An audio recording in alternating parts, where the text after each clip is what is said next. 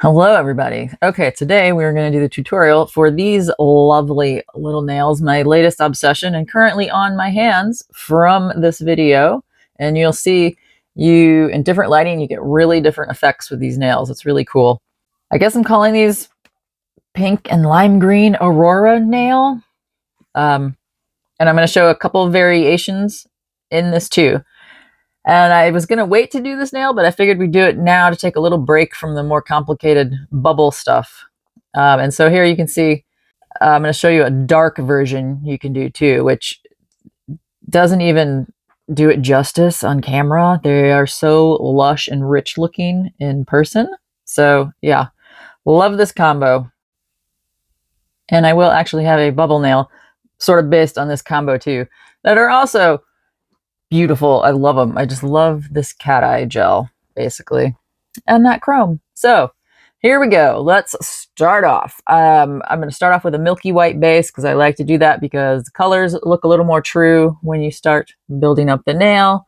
Our base layer is this amazing Mitzi cat eye, pink and green cat eye. And unfortunately, right now, they don't have this bottle on Amazon. You can only get this in a set with a smaller bottle, but they do still make it at least. And frankly, the whole set has really great cat eyes in it. So, it's not like a great loss.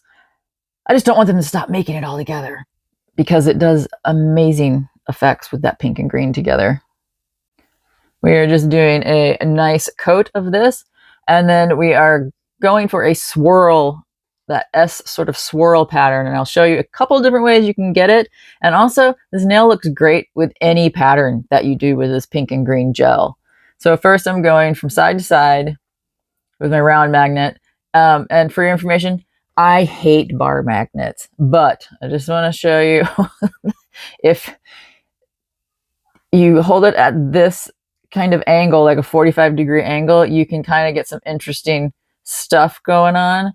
And sometimes I can get a swirl with that, and then sometimes I can't. I don't understand why it works sometimes and sometimes it doesn't, and I hate it. So, but you can see the multicolored things that this magnet gel does. It's so great. So, if you don't want to torture yourself using the evil bar magnet, you can also get the same sort of effect using the cylinder magnet. So you just do the same thing, go up both sides, and then just smush it over. And look at that nice, lovely little swoosh we have going on. And then you can kind of mess with it at the top and just refine it. And then if you want even more, you can go in with the weak magnet, because sometimes weakness is the strength. Anyway, what zombie movie is that from? So there's a lot of different ways to get a cool looking pattern. And can I just say, when I did these on my own nails, I almost started crying. I did these swoops with no problem, and as soon as I was doing it on my own nails, I could not get it to be consistent. The only conclusion I came to is I have some weird magnetic charge. That seems logical, right? Yes. Okay, now you cure that, and we're on to our next layer. This is the Yogurt Nails In the Mood for Love collection number 1. See my finger there? Number 1 is key. This is the good collection. The new number 2, In the Mood for Love, is garbage. Sorry, that's my humble opinion. And they do look better on camera, the second collection, than they do in real life. I have a video somewhere I haven't edited. But anyway, the first one is amazing. So we're just going in with one of the pink orange ones. Because it has this amazing orange sort of Aurora unicorn glitter. And I like it because the glitter particles are larger and you get really nice flash. You really don't need to worry about the various colors of the polish because it's really sort of a hope and a dream of being that color. They really kind of all just read a milky hint of a color. So, you don't need to be too special about it. Probably anything in the second half would work for this of the collection that I showed. So yeah, we're just doing a coat of that, curing it, and onto the chrome.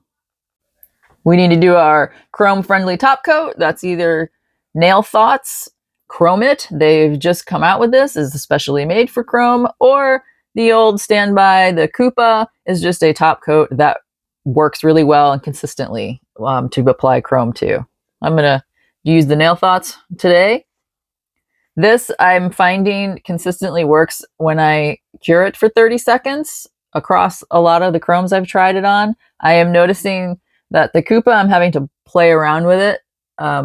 Sometimes 30 seconds is too much, so I go down to 20 seconds. Make sure you have a nice smooth coat because this is just a straight up chrome application. So it is going to show every little tiny imperfection in there. And I'm going to tell you, even if you're checking it, you'll still end up with some. So just do your best. Okay, cure that for 30 seconds. And now we get to apply the chrome. My new favorite chrome, the Nail Mart USA, their own brand, Aurora Beam. It is a beautiful lime green. And the reason this nail works so well is because this lime green chrome with a pink, it reflects back pink when you use it with cat eyes. So it super intensifies the pink cat eye we already have going on the nail. And that's why you get such that strong effect in certain lighting, especially like strong LED or strong sunlight. And you'll find with all of the Aurora chromes is that they tend to reflect back in the range of their complementary color. So if you do a sample of just silver cat eye and then you do any of these chromes over it, you will start to notice the blues usually reflect back and turn that silver cat eye in a yellow range.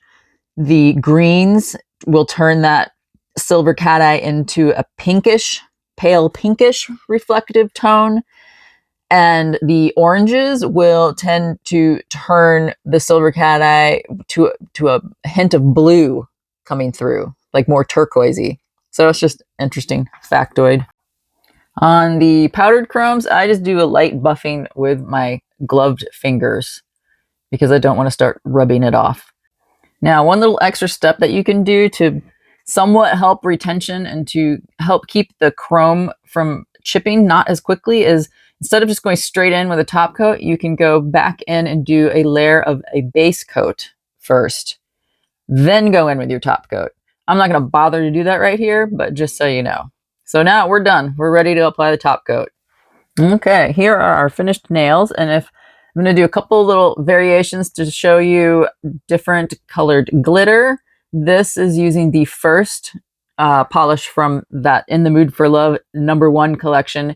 And it is a supposed pink, but it has blue mermaid glitter in it. So it's going to give you a little bit more of a like full rainbow unicorny effect to the nail because you're going to get those little pale blue flashes, which kind of looks cool and different compared to the orange, which kind of blends in more with the pink.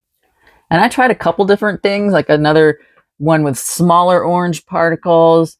That worked. You just got a smoother effect. And then I did another one with a flash glitter. And really, I always like the idea of the flash glitters more than the reality of them. They look great in certain lights, like with a flash, but a lot of the time it just looks like particles are stuck in the nail. So I don't know. I always try to like these. It gives an interesting effect, not the best effect, I think, of all of these. And you can see with these nails also, I did different patterns with each one. So not all these have the swoop. I just wanted to show you, you kind of do whatever you want. And however you can get a good show of that pink, it's going to be successful. Okay, now, I know I said this is long, but I said I'd do this dark variation. Let's do it real quick because it's really simple.